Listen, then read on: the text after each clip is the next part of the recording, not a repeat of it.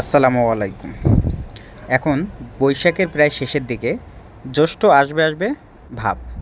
জাম, কাঁঠাল, লিচু, আম এই ফলগুলো এখন পাকার সময়।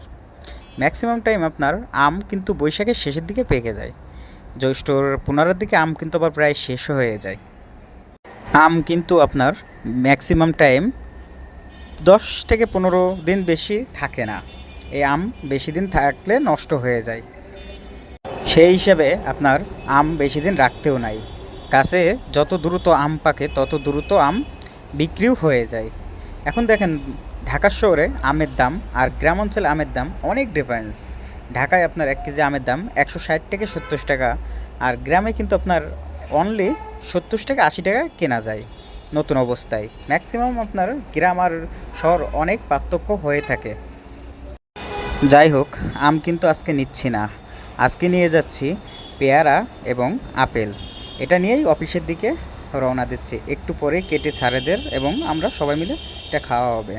ভিডিওটা ভালো লাগলে অবশ্যই লাইক শেয়ার করবেন অবশ্যই।